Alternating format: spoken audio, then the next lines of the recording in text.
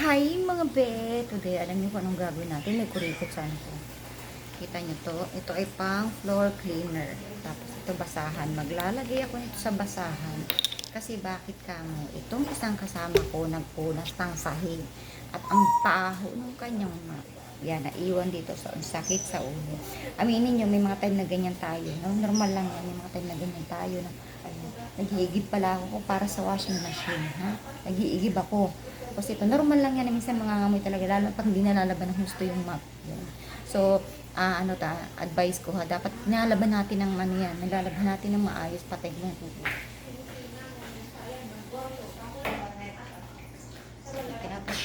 Dapat lalaban natin ng maayos ang basahan natin pamunas ng sahig o pamunas ng mga lamesa. Bakit kamo? Alam nyo ba na ang amoy mabaho ay may mga tao nagiging apektado nito. Pwede ito maging cause ng ating mga stress kasi nababagabag niya ang ating mga sistema sa katawan. So magiging cause siya ng stress kapag nakakaamoy tayo ng mababaho. Tapos isa pa doon, ang number one doon is masakit sa ulo. May mga taong sasakit ang ulo kapag nakakaamoy ng mga babahong amoy. Okay? Tulad ng salabahan. So, ayun. Sasalin ko muna yung aking tubig para sa washing na punta ako dito sa Saudi para mag-igib ng tubig sa washing machine ko. So, ayun pala yung mga kasama ko doon dalawa. Nagbabalat ng hipon. Hindi kami bati-bati ngayon kasi yung isang araw pa nila ako dinadali. Since nahuli nga nila ako ng telepono, and I don't blame them for that. Kasalanan ko rin yun. Pero alam mo, hindi ko kasalanan. Ay yung i-please ko sila dahil unang-una hindi naman sila nagpapasahod sa akin. At kung ako man ay nagkukuya ko sa trabaho ko, problema ko na hindi na dapat nila problema yung since di naman nila ginagawa ang trabaho. Kaya gusto naman nila yung magbida-bida. Gusto naman nila yung magbida-bida, galawin ang trabaho ko. So, problema nila yun kasi people pleaser sila. Ako kasi hindi. So, ayan na nga, ipupunas ko siya dito sa mga lamisita para makontra yung amoy ng ano. Kasi apakabaho pala.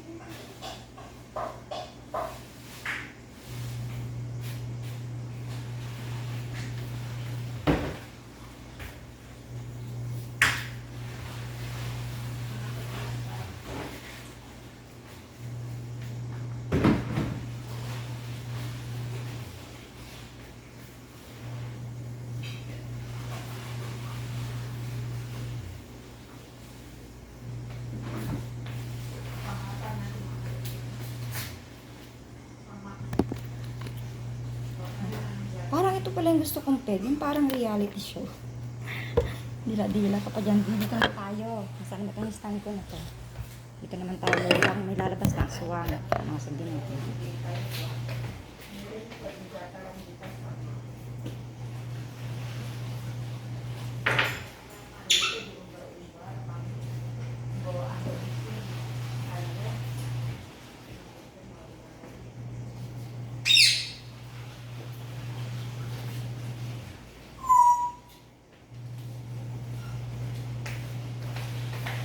Siyempre dito sa parte na ito.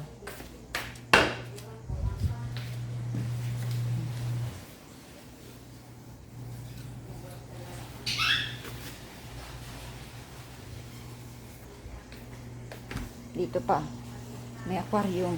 Di ba tinuro ko na kayo? You brighten my day, showing me my direction. Coming to me, giving me inspiration. How could I ask for more? You're my dear. At eto pa, since ako ay nai-stress today, dahil ako yung nakaamoy ng mabaho, In fairness talaga, hindi sa pag-iinarte. Meron pala talaga mga taong sensitive sa amoy. At yung amoy na yun ay pwede maging cause talaga ng stress sa kanila. So, ayun. Kakalkalin ko ito mamaya. Lilinisan ko siya. Nung dumating itong isang kasama ko, puno yan ng basahan. Yan, puno yan. Ngayon, wala na siyang basahan. Hindi ko alam kung pinagagawa niya kung kinakain pa niya. Kaya minsan nagtatalo kami kasi minsan maglilinis ako. Wala na akong magkakuha ng basahan. Kasi inubos na niya. So, ayun, nagbigay tayo ng tinapay doon sa kapatid ng ano ko. Naglilinis nga ako nito. Ayun.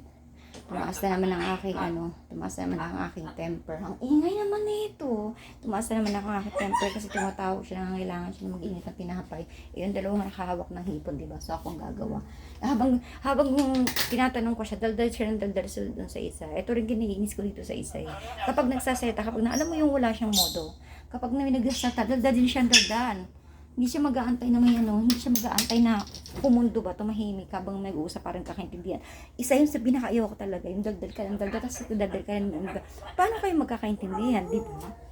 Ginagaya niya ako, taratita talaga ako. So, ayun na. Maglilinis tayo ito. Lilinisin ko siya. Kasi pati ang galit sa baba, di ba? Lilinisin ko siya dyan. Ayan. Lilinisin ko siya mamaya. Tapos idudugtong ko na lang, haba na to, 6 minutes na ngayon. So, ayun, nakapagpunas na ako ng mga lamesa, nabawasan na yung amoy. So, buwas na ako ng stress. So, ayun, reminder ko sa inyo, pag kayo sa bahay, kasi hindi lahat ng tao ay pare-pareho. Pag sa loob ng bahay ninyo, maglilinis tayo, sikapin natin malinis yung mga ginagamit natin basahan. Kasi baka mamaya hindi natin namamalayan, isa sa mga kamag-anak o pamilya natin ay maselan sa amoy at nagiging cause yun ng stress sa kanila. Katulad ko, kiniklaim ko talaga na ako ay merong mental health issue. So, lahat ng mga nagiging trigger sa anxiety or sa anger management ko, pinag-aaralan ko. So, ganun. So, para mag-grow ko pa yung sarili ko at yun ba, para makapag-share din ako ng experience sa iba. Kasi mental health issue is not just a joke. It is serious siya. Serious siyang bagay na dapat natin pinagtutuunan ng pansin para mas maging produktibo at para mas maging alam mo yun, yung pang-araw-araw nating buhay, mas maging kapaki-pakinabang. Ayun lang. May anin ko. Dadagdag ko na lang yung pag-ano ko dito. Meron siya before and after. Basta ayan, lilinisin ko siya. Ayan, hopefully maging ano ko siya. Ito pala isang way na pagbabawas ko ng stress. Matagal ko itong ginagawa kasi nangungusumi talaga ako sa kanya. Kasi kung di ninyo na itatanong, nung mga nakarang araw, 20 kaming tao dito. So para sa akin na introvert na tao, napakabigat sa dibdib kasi hindi ako people's person. Ako talaga gusto ko mapag-isa, ayoko ng maingay na bahay, ayoko ng makalat. At napaka ko rin pala sa mga bagay-bagay. Alam niyo ba, pag yung hangin ay hindi pare-pareho ng na-stress ako noon. Kapag ang hugasan ay napakarami, tapos may magkakalat-kalat din sa paligid, na-stress din ako noon. So kung sino may nakaka-relate sa akin na may ganitong issue, kaya natin itong mga besh. Ayan. Titignan nga natin siya kasi habang nagdadal siya ng dandan. So, ayun. Kung sino man yung nakakaranas ng katulad kong ganito na kaya natin to. Tingnan mo, kaya nga nyo, di ba? Kaya nga nyo ganyan ako. Ayun, basta maging focus tayo kung ano yung mga nagtitrigger sa atin. Tapos, gawa natin ang solusyon. Ayan. Tapos, i-convert natin, mag-criticism, i-convert natin yan sa fuel. Fuel para mas maging tayo. Para mapaglabanan natin yung ating mga mental health issues. So, ayun lang.